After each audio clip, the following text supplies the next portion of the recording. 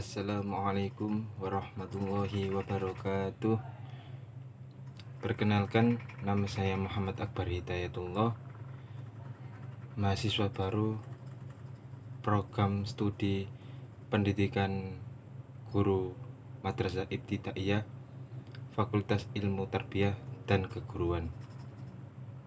Di sini saya akan menyampaikan beberapa resumen yang saya resum pada PPAK Universitas hari ke-1 dan hari kedua. Yang pertama yaitu visi misi UIN Maulana Malik Ibrahim. Yang pertama yaitu visi misi UIN Maulana Malik Ibrahim Malang. Misi 1. Mencetak sarjana yang berkarakter ulul albab. 2.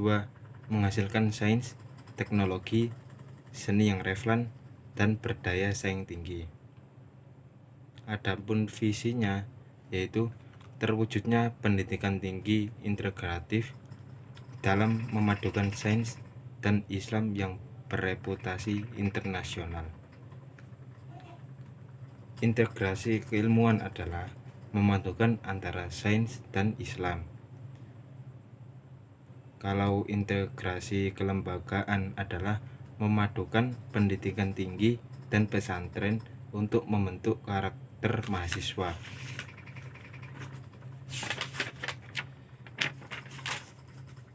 Sistem akademik minimal IPK 3. Mahasiswa baru itu harus mengupayakan diri secara mental, spiritual dalam mengikuti kegiatan-kegiatan proses akademik.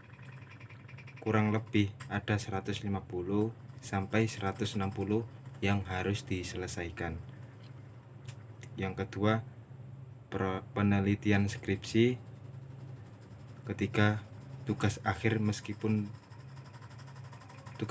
maupun riset-riset yang lain. Yang keempat, PKL. Yang kelima, KKM. Kewajiban mahasiswa UIN Maulana Malik Ibrahim ialah membayar UKT dan Ma'had. Bagi mahasiswa boleh mengajukan keringanan UKT. Indikator besarnya UKT yaitu indeks mutu PTKIN. Yang kedua, indeks prodi. Yang ketiga, indeks kemahalan wilayah. Semua mahasiswa apapun prodinya, di samping harus tinggal di Ma'had, maka mereka harus belajar atau perkuliahan bahasa Arab intensif 5 jam dalam sehari, 5 hari dalam 1 pekan. Diharapkan mahasiswa baru mencapai prestasi akademik dan non-akademik. Pemimpin yang baik adalah orang yang mampu membuka pintu masa depan bagi orang lain, bukan orang yang selalu menyalahkan orang lain.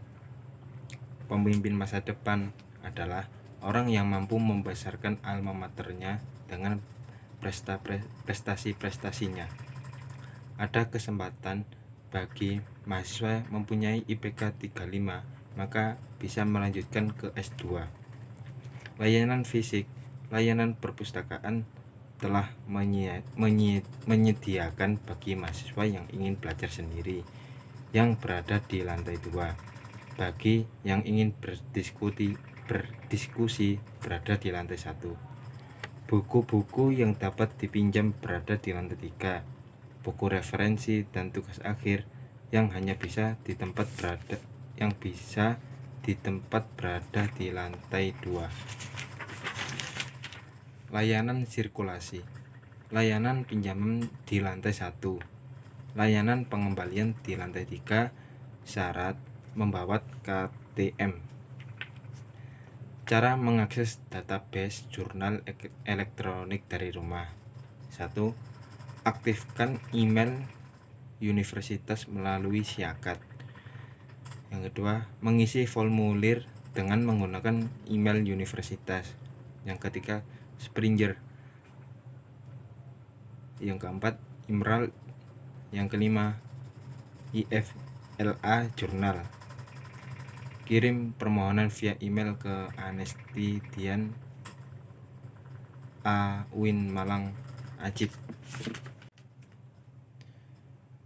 Selanjutnya resume di hari kedua. Materi pertama, DEMA. DEMA itu Dewan Eksekutif Mahasiswa Universitas, merupakan organisasi intrakampus yang merupakan lembaga eksekutif mahasiswa di lingkungan atau di level universitas. DEMA dibagi menjadi dua lingkungan, yaitu universitas dan fakultas. Fungsi DEMA universitas adalah sebagai pelaksana program organisasi kemahasiswaan dan sebagai lembaga yang mengkoordinasikan dan menginstruksikan pelaksanaan kegiatan mahasiswa di tingkat universitas. Tugas DEMA: 1. Melaksanakan program kerja organisasi yang sudah disepakati Senat Mahasiswa atau biasanya dipanggil SEMA. Yang kedua, mengkomunikasikan dan mengkonfirmasikan kegiatan kemahasiswaan di tingkat universitas. Yang ketiga, melaksanakan koordinasi dan sinkronasi kegiatan kemahasiswaan. Kementerian DEMA Universitas. 1. Kementerian Dalam Negeri, yaitu mengkomunikasikan di lingkungan internal Universitas UIN Malang sendiri. Yang kedua, Kementerian Luar Negeri, yang bertugas yang akan mengkomunikasikan lembaga-lembaga di UIN Malang dengan lembaga-lembaga di luar.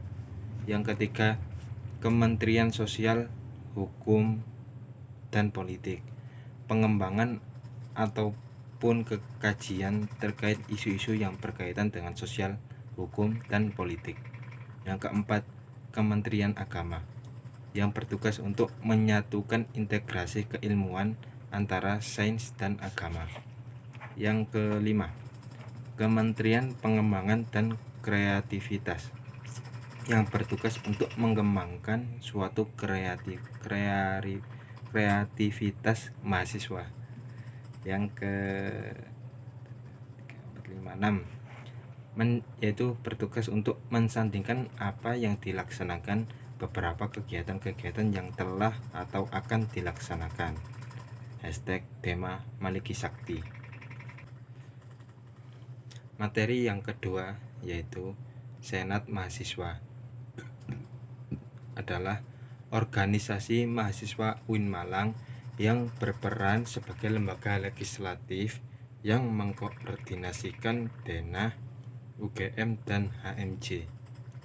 Visi SEMA, yaitu terwujudnya Senat Mahasiswa Universitas sebagai lembaga legislatif transformatif, kolaboratif, progresif, berdasarkan asas kebersamaan dan kekeluargaan, serta menjunjung tinggi profesionalitas. Fungsi DEMA ada 4. 1. Advokasi.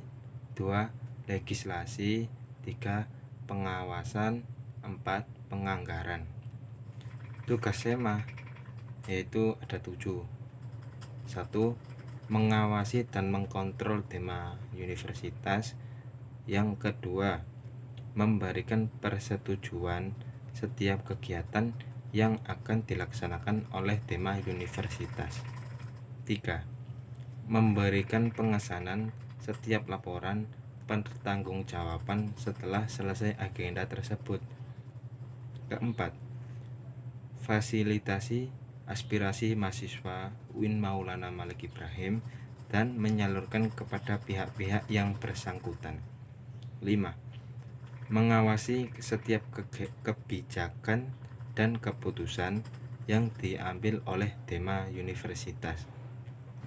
Yang keenam, merancang dan menetapkan peraturan organisasi UIN Maulana Malik Ibrahim. Yang ketujuh, yaitu mengesahkan peraturan DEMA.